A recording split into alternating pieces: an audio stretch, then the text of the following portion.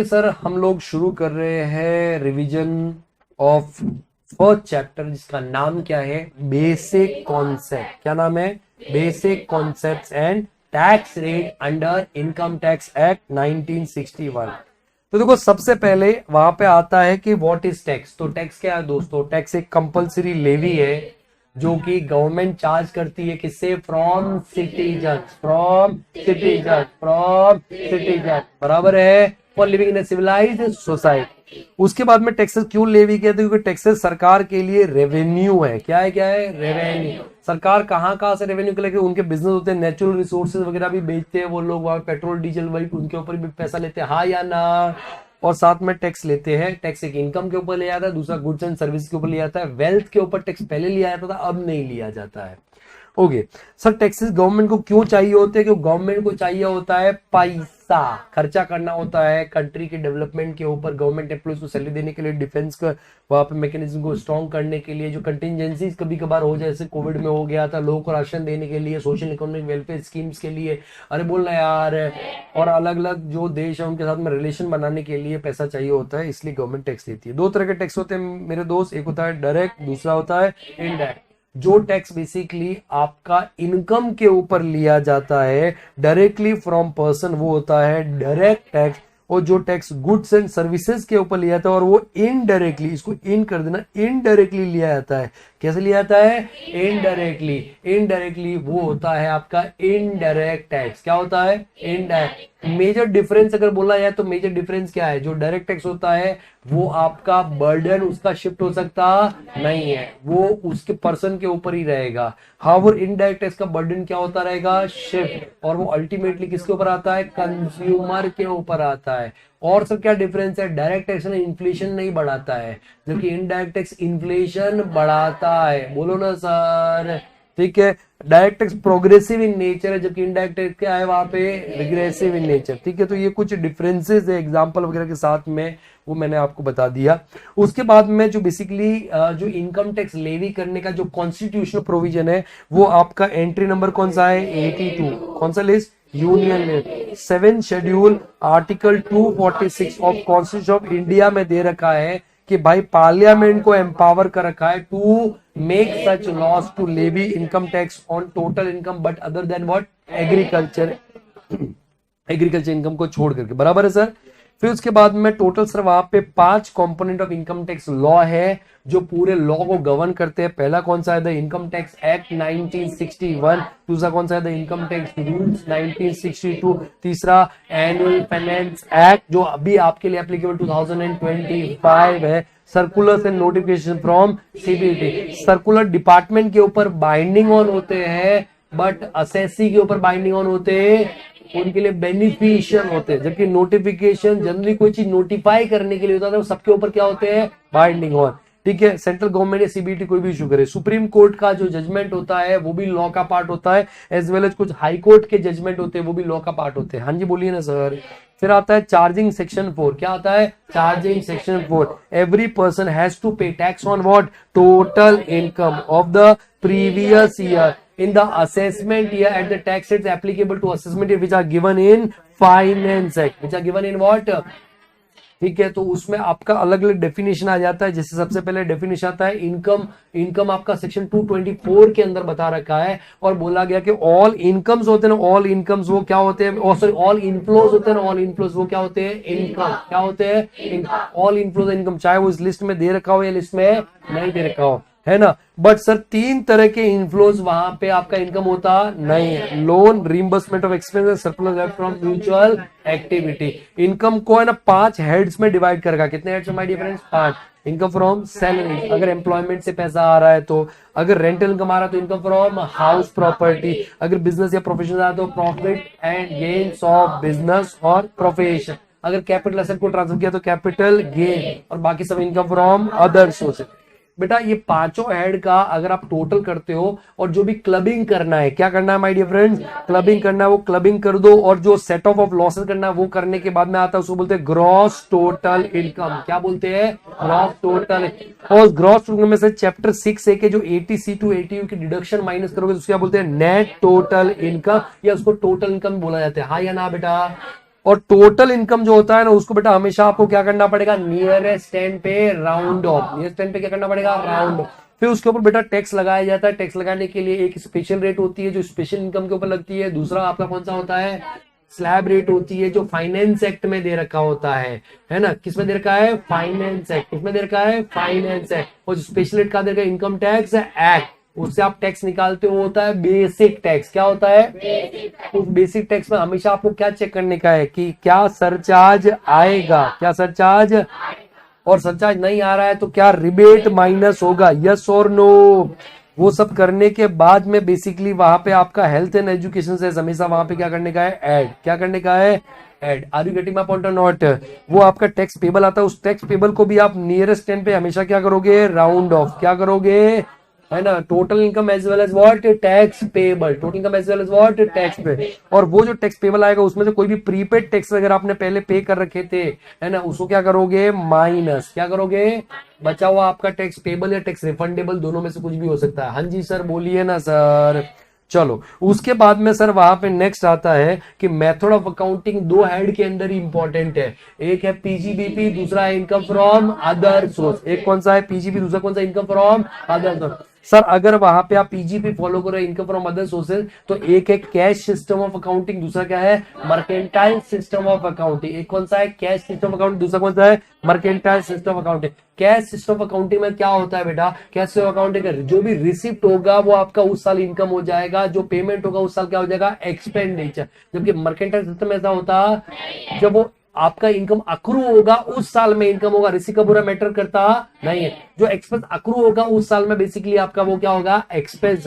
आपका कौन से में पे करे वो मैटर करता नहीं है, ठीक है। बट ये सिर्फ दो हेड में आता है, PGP head, income from others. बाकी हेड के लिए मेथड ऑफ अकाउंटिंग मैटर करता। फिर उसके बाद में दो डेफिनेशन आता है, एक असेसमेंट ईयर, दूसरा प्रीवियस ईयर। तो असेसमेंट ईयर को डिफाइन कर रखा है। लीगल हम डेफिनेशन की बात करें तो period of 12 month start from 1 अप्रैल। और प्रीवियस सेक्शन 3 के अंदर, ये 29 में देखा है, सेक्शन 3 के अंदर previous financial year immediately preceding the assessment. But layman language बात करें तो जिस साल में इनकम कमाते हो ना बेटा, उसको बोलते हैं प्रीवियस ईयर। और उस प्रीवियस ईयर की इनकम के जिस साल में टैक्स कंप्यूट करके टैक्स पे करते हो ना, अगले साल following assessment, yes following year, yes और नो, उसको क्या बोलते हैं, असेसमेंट। जो आपका एग्जाम है उसके लिए आपका जो प्रीवियस ईयर है वो क्या है, 25, 26। और असेसमेंट कौन सा, 26, 27। असेसमेंट हमेशा 12 महीने का होता है, जबकि previous year less than 12 months का भी हो सकता है in case of new business और अ प्रोफेशन इनकम जो पहली बार हो रहा है। बोलना यार, ओके सर। आपका जनरल रूल या जिसको प्रीवियस ईयर रूल बोलते हैं वो क्या बोलता है कि income of previous year shall be taxable in assessment.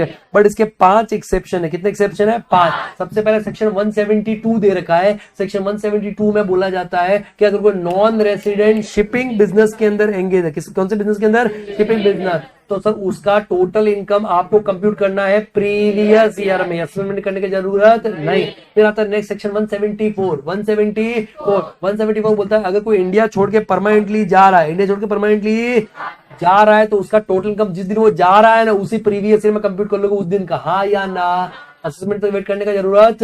फिर आता है 174 ए क्या बोलता है, कोई एओपी है, बीओआई, एजेपी जो पर्टिकुलर पर्पस या पर्टिकुलर इवेंट के लिए बनाया गया था। बोलो ना यार। उसके बाद में क्या हो रहा है, डिसॉल्व। तो जिस साल वो डिसॉल्व हो रहा है ना उस साल उसका टोटल इनकम कंप्यूट कर लेंगे, असेसमेंट तक वेट करने वाले। फिर नेक्स्ट सेक्शन 175 आता है, वो बोलता है कि अगर कोई भी अपना प्रॉपर्टी ट्रांसफर करने की कोशिश कर रहा है to avoid tax, to avoid, तो उस केस में जिस साल में प्रॉपर्टी ट्रांसफर कर रहा है उस साल में उसका असेसमेंट हो जाएगा, टैक्स कंप्यूटेशन हो जाएगा, असेसमेंट से वेट होने वाला। और लास्ट में 176 आता है, बोलता है कि कोई डिसकंटिन्यूड बिजनेस है, क्या माय डियर फ्रेंड, डिसकंटिन्यूड। तो डिसकंटिन्यूड बिजनेस के केस में दोस्तों वहां पे आपका सीधी सी बात है कि सर जिस साल में डिसकंटिन्यू है उस साल में से कंप्यूटेशन हो जाएगा। बट इसमें ऑप्शन है, क्या है एओ के पास में ऑप्शन, एओ मतलब असेसिंग ऑफिसर, उसके पास में क्या है ऑप्शन, वो चाहे तो असेसमेंट ईयर में भी टैक्स ले सकता है, यस और नो। अच्छा, उसके अलावा कुछ ऐसी स्पेशल इनकम है जो स्पेशल इनकम के ऊपर आपका टैक्स कौन से प्रीवियस में लगा, तो वो भी बता रखा है। तो यहाँ पे सबसे पहला आता है सेक्शन 68। सेक्शन 68 वहां पे आपका बोलता है कैश क्रेडिट। क्या बोलता है? कौन सा वाला? Cash credit. आपकी बुक्स में तो कोई क्रेडिट आइटम दिख रहा है, क्रेडिट क्रेडिट, हाँ या ना, और उसका आपके पास में या तो नो एक्सप्लेनेशन या अनसेटिस्फैक्ट्री एक्सप्लेनेशन है, तो जिस साल वो आपकी बुक्स में दिख रहा है उसी साल का वो आपका इनकम होगा, जितना अमाउंट दिख रहा है उतना इनकम होगा।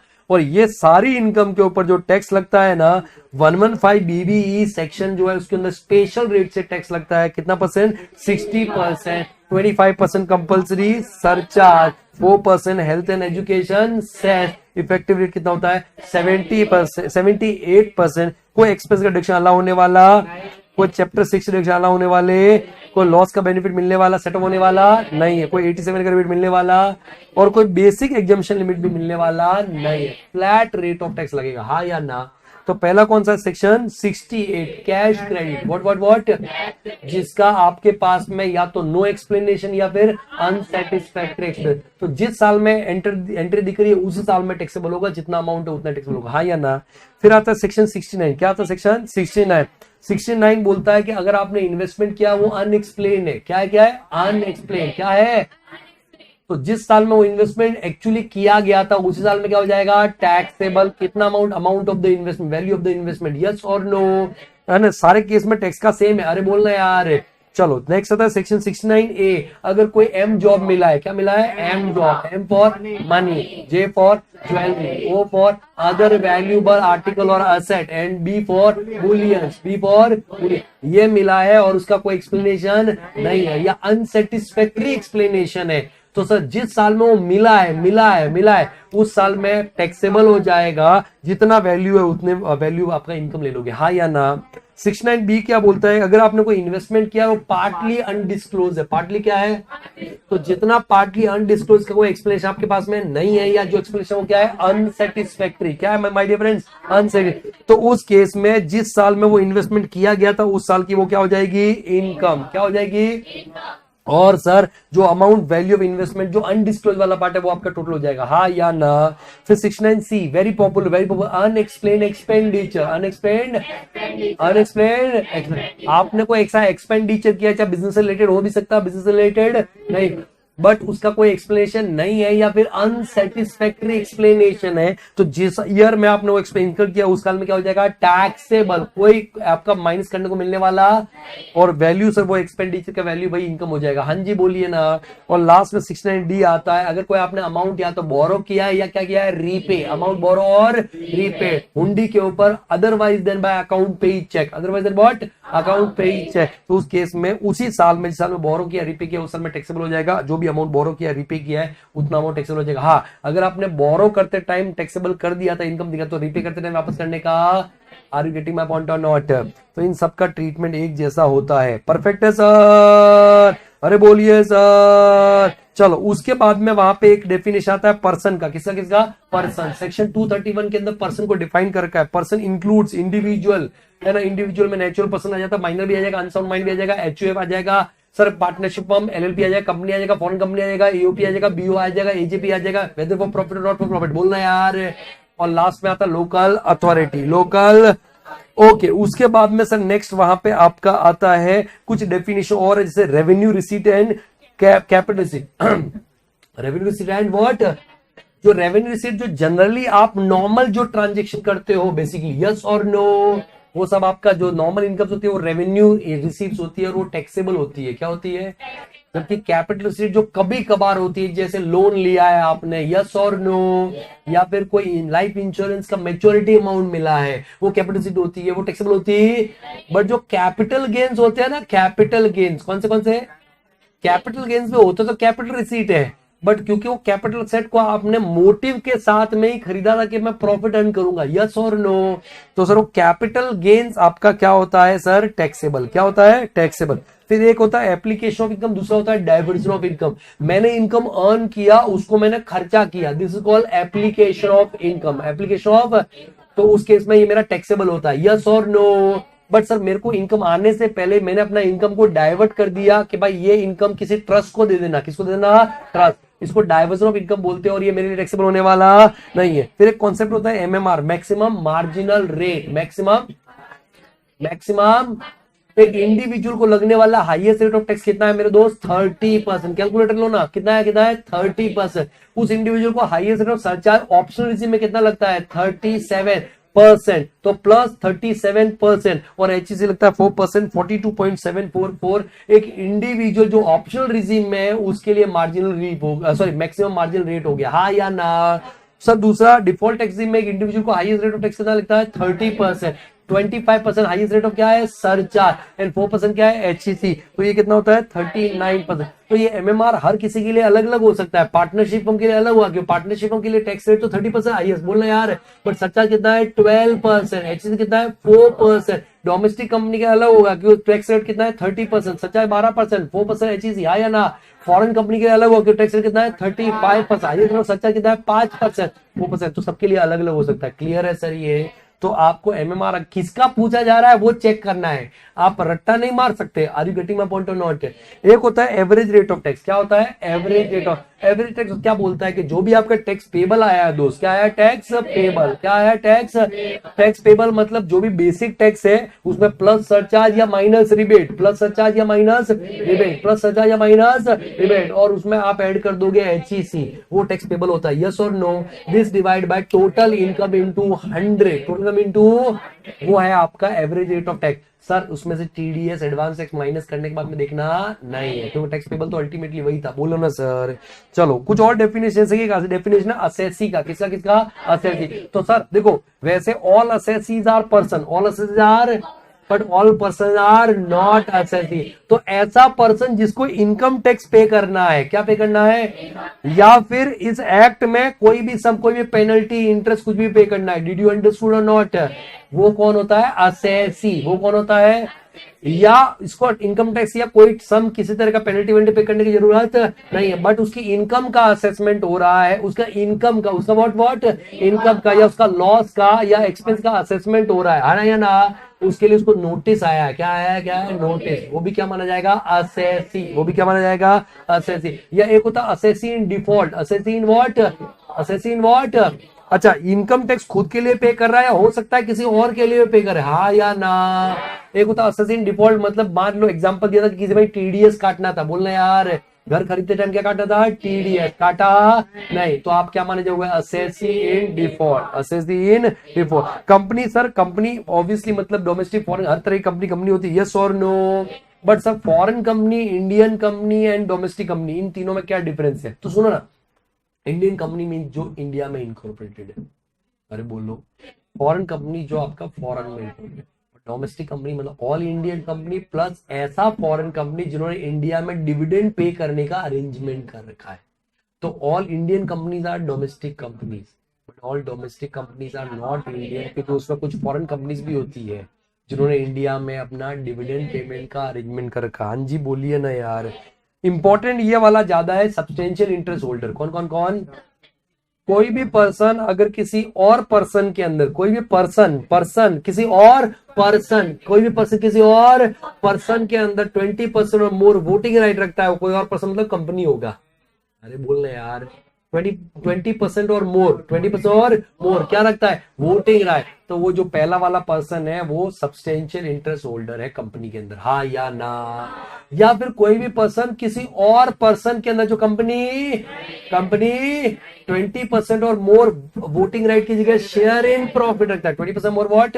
शेयर। तो सर वो भी क्या माना जाएगा? Substantial interest holder. Local authority में कौन आते हैं? पंचायत, म्युनिसिपलिटी, कैंटोनमेंट बोर्ड आता है। बोलना यार, लोकल अथॉरिटीज की पता है सारी इनकम एग्जेम्प्ट होती है, सैलरी इनकम तो होती नहीं है उनको। अरे बोलना यार, सैलरी इनकम तो होती, बाकी सारी इनकम क्या होती है? एग्जेम्प्ट। हाँ, लेकिन अपने जुरिस्डिक्शन से बाहर अदर देन वाटर इलेक्ट्रिसिटी का कुछ सप्लाई कर रहे, कुछ और सर्विस दे रहे हैं, बोल रहे यार, वो उनके लिए क्या होगा? टैक्सेबल। क्या होगा? ओके, असेसमेंट को डिफाइन करेगा। असेसमेंट एक प्रोसीजर है, क्या है सर? टू डिटरमाइन इनकम, और बेसिकली जो भी उसका टैक्स डिटरमाइन करने का तरीका है वो क्या है? एक प्रोसीजर। व्हाट है ना? तो ज्यादा इसमें लोड लेने का जरूरत नहीं। और जो असेसमेंट करता है उस ऑफिसर को क्या बोलते हैं? Assessing officer. क्या बोलते हैं? है ना। और not all income tax officers are not assessing officer, कुछ ही लोग होते हैं, तो आपको ध्यान रखने की जरूरत नहीं है। फिर सर आपका आता है टैक्स रेट्स। क्या आती है my dear friends? Tax rate की बात करें तो दो, देखो वैसे तो आपका एक तो स्पेशल रेट होती है, दूसरा क्या होता है? Slab rate. एक स्पेशल रेट, दूसरा क्या होता है? Slab rate. और अगर other the individual HUF EOP भी है तो जनरल रेट्स ही बोलते हैं उनका। स्पेशल रेट सबके लिए स्पेशल रेट्स है, फिर वो चाहे कोई भी क्यों ना हो। अरे बोलना यार, तो स्पेशल रेट एक्ट में दे रखी है, जिसको हम रेस्पेक्टिव चैप्टर होगा उसके साथ में रिवाइज करेंगे। बोलो यार। ओके, जबकि जो स्लैब रेट है बेसिकली वो आपका फाइनेंस एक्ट में दे रखी होती है, जनरल रेट भी फाइनेंस एक्ट में दे रखी होती है। तो sir slab rate individual HUF AOP BOI AJP को लगता है। बोलो। और सर ये individual HUF AOP BOI AJP के पास में दो रिजीम है, दो रिजीम है। एक कौन सा रिजीम है? Default tax regime. दूसरा कौन सा है? Optional tax. अगर वो डिफॉल्ट टैक्स रिजीम चूज करता है, राइट, तो उसको कुछ सेक्रीफाइस भी करना पड़ेगा, कुछ exemption, deduction, etcetera etcetera. Yes और नो? तो इनका जो रिवीजन है ना वो चैप्टर वाइज रिवीजन होगा, अलग अलग चैप्टर्स के अंदर। हाँ या ना? है ना। कुछ लॉसेस वगैरह सेटअप वगैरह अलाउ होने वाला, तो जो सेटअप वाले लॉसेस उसमें वहां पे आपका रिवीजन होगा। तो पहले तुम खाली स्लैब रेट देखते हैं कि डिफॉल्ट टैक्स रिजीम है। क्या है? Default tax. तो अगर किसी टोटल इनकम फर्स्ट 4 लाख है, 0 to 4 लाख, क्या हो जाएगा? Nil. That is what? Basic exemption limit. 4 lakh to 8 lakh मतलब नेक्स्ट 4 लाख रुपीज कितना? 5%। 8 लाख टू 12 लाख मतलब नेक्स्ट 4 लाख कितना? 10%। 12 टू 16 मतलब नेक्स्ट 4 लाख कितना? 15। 16 टू 20 नेक्स्ट 4 लाख कितना? 20। एंड 20 टू 24 नेक्स्ट 4 लाख कितना? 25। और अबाउट 24 लाख कितना हो जाएगा? 30%। परफेक्ट है सर। बट अगर वो वहां पे individual HUF AOP BOI AJP choose करता है, नहीं मैं तो शिफ्ट आउट करूंगा, ऑप्शनल शिफ्ट आउट करूंगा डिफॉल्ट टैक्स रिजीम से, या ऑप्ट आउट करूंगा डिफॉल्ट टैक्स रिजीम से, तो उसको पास में कौन सा रिजीम है? Optional tax regime. कौन सा रिजीम है? और ऑप्शनल टैक्स रिजीम में 3 तरह की रेट है। कितने तरह की रेट है? 3 तरह की स्लैब रेट है। हाँ या ना? अगर आप एक इंडिविजुअल हो, कौन हो? इंडिविजुअल, है ना, या फिर कौन हो? एचयूएफ, या फिर कौन हो? एओपी, कौन हो? बीओआई, या फिर कौन हो? एजेपी, फिर चाहे कौन हो आप? रेसिडेंट, या फिर कौन हो? Non resident. फिर कौन से वाले नॉन, अगर नॉन रेसिडेंट सीनियर सिटीजन हो या फिर क्या हो? सुपर, तो भी आपके लिए ये वाला गया। हाँ या ना?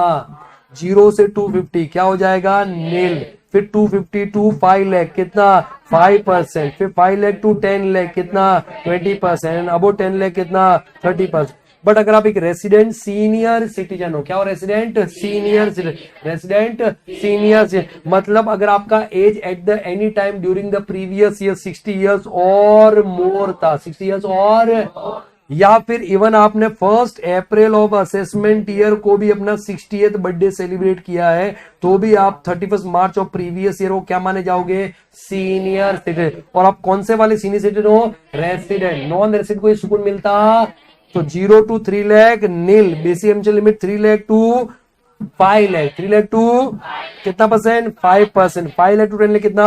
20%। एंड अबाउट 10 लाख कितना? 30%। बट अगर resident super senior citizen, resident what? Super senior, कब होता है? 80 इयर्स और more at any time during the previous year. But अगर 1 अप्रैल ऑफ असेसमेंट ईयर को भी अपना कोई 80th बर्थडे सेलिब्रेट कर रहा है, कौन सा 80 है, तो वो भी 31 मार्च ऑफ प्रीवियस ईयर को क्या माना जाएगा? Super senior. बट वो कौन सा वाला होना चाहिए? रेसिडेंट। नॉन रेसिडेंट को सुकून मिलने वाला नहीं है। 0 to 5 लाख कितना? Nil. Basic limit 5 lakh to 10 lakh कितना? 20%। एंड अबाउट 10 लाख कितना?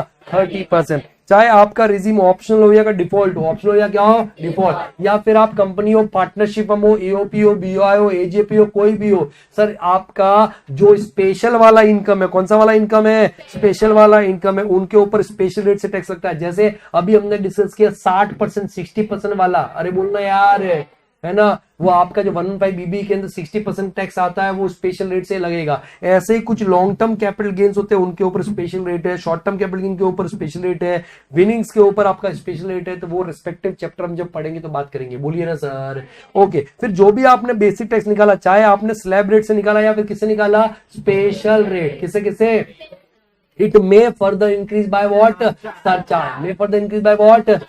अगर आप ऑप्शनल टैक्स रिजीम फॉलो कर रहे हो तो सर 0 to 50 लाख का आपका total income NTI up to 50 lakh NTI है तो सरचार्ज क्या होने वाला है, नेल। बट अगर आपका NTI more than 50 lakh but up to कितना है 1 CR, सरचार्ज का रेट क्या हो जाएगा 10% ऑफ बेसिक टैक्स। अगर आपका टोटल इनकम 1 CR ज्यादा बट अप टू कितना है 2 CR तो 15% ऑफ बेसिक टैक्स। अगर आपका टोटल इनकम 2 CR ज्यादा बट अप टू कितना है 5 CR, surcharge would be 25% of basic tax. और टोटल इनकम अगर मोर देन कितना है 5 CR 37% of basic tax. But अगर आप वहां पे डिफॉल्ट रिजीम फॉलो कर रहे हो, क्या फॉलो कर रहे हो, डिफॉल्ट क्या फॉलो कर रहे हो, तो सर आपका ये 37% वाला ये वाला सरचार्ज आने वाला नहीं है। उस केस में मैक्सिमम सरचार्ज का रेट कितना है 25%, even though total income 5 crore से क्या हो रहा है ज्यादा, हाँ या ना।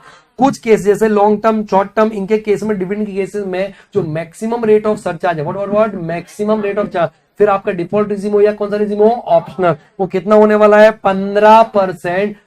भले टोटल इनकम 2 करोड़ के ऊपर जाएगा, बोलो ना यार, बट वो अभी हमने डिस्कस नहीं करना है, वो बाद में कैपिटल गेन के साथ में हम लोग रिवाइज करेंगे। डन डना डन डन और नॉट।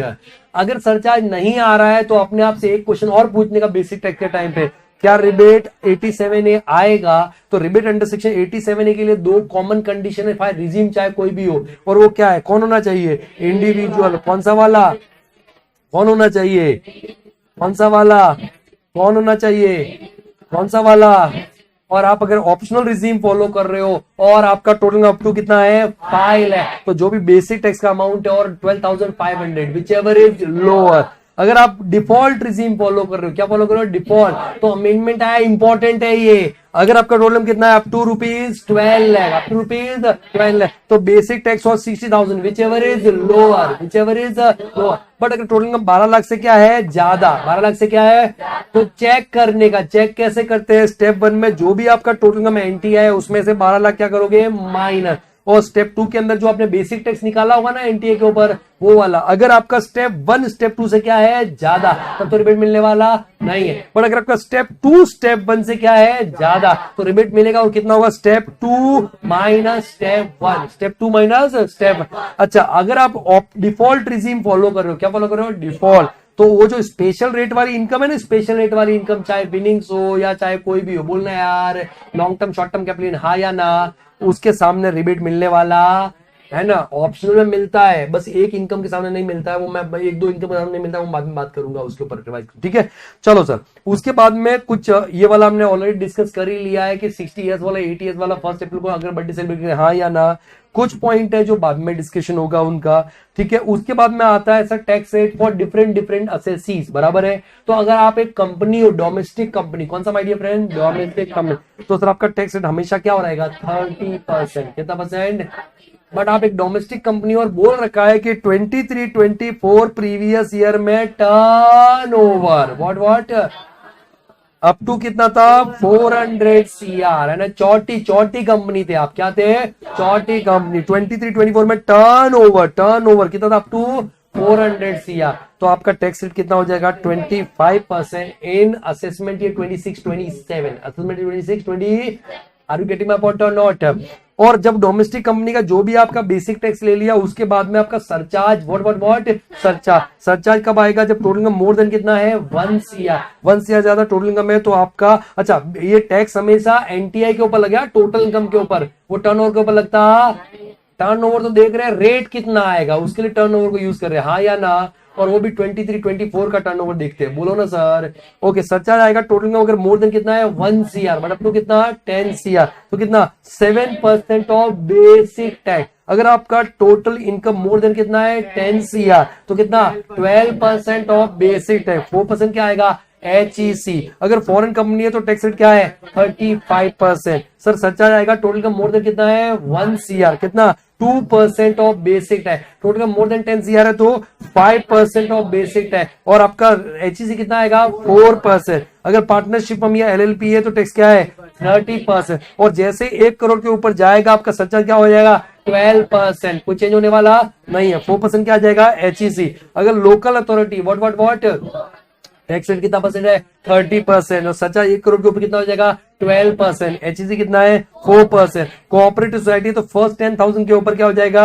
10%, अगर एनटीआई नेक्स्ट 10,000 मतलब आपका 10 to 20 कितना 20%, एंड एनटीआई अबोव 20,000 है तो कितना परसेंट 30%, और अगर एनटीआई मोर देन कितना है 1 CR तो सच्चा जाएगा 7% ऑफ बेसिक टैक्स, और एनटीआई मोर देन कितना है 10 CR तो 12% ऑफ बेसिक टैक्स वो भी सच्चा 4% HEC। हाँ जी बोलिए ना सर। चलो फिर उसके बाद में आता है मार्जिनल रिलीफ। क्या आता है, क्या आता है, जब कभी भी आपका total income at a level जहां पे सरचार्ज एप्लीकेबल नहीं था या सरचार्ज एप्लीकेबल था बट व्हाट लोअर रेट, मतलब जहां पे सरचार्ज का रेट चेंज हो रहा है, सरचार्ज का रेट क्या हो रहा है चेंज, तो आपको अगर नॉमिनली इंक्रीमेंट वो आपको डिसाइड करना पड़ेगा। Are you getting my point और नॉट।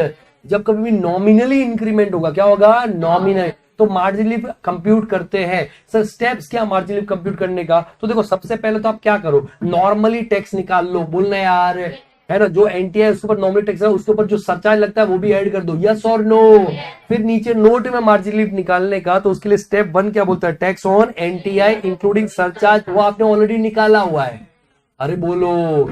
फिर उसके बाद में आपका जो भी लिमिट दे रखा है उसके हिसाब से टैक्स ऑन व्हाट, इधर 50 लाख और व्हाट 1 CR और व्हाट 2 CR और व्हाट 5 CR, बट 5 CR वाला सिर्फ कौन से रिजीम में करोगे, ऑप्शनल, डिफॉल्ट में करना नहीं है, और जो भी सरचार्ज एप्लीकेबल है वो भी कर दोगे। हाँ जी बोलिए ना सर। और उसमें आप क्या ऐड करोगे जो एक्स्ट्रा इनकम, तो एक्स्ट्रा इनकम कैसे करते हो, जो भी आपका एनटीआई है उसमें से 50 लाख या 1 CR या 2 CR what ever the case में बी, यस और नो।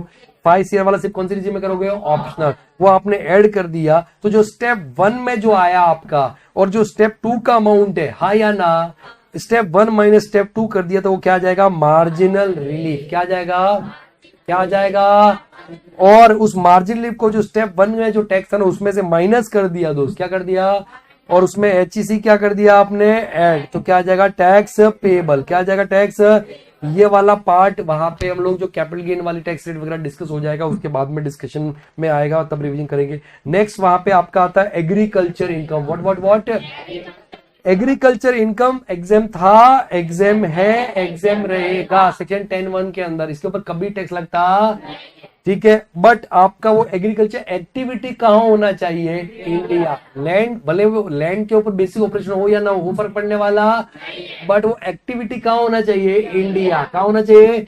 अगर आउटसाइड इंडिया कोई अगर एग्रीकल्चर एक्टिविटी हो रहा है तो वो आपका एग्जेम्प्ट होता, वो क्या होता है टैक्सेबल, ठीक है। तो एग्रीकल्चर इनकम किसको बोलते हैं, एक तो अगर आपका एग्रीकल्चर लैंड से क्या आया है रेंट, क्या आया है, बट सर जो भी रेंट आ रहा है सामने वाला क्या कर रहा है एग्रीकल्चर एक्टिविटी ही कर रहा है, हाँ या ना।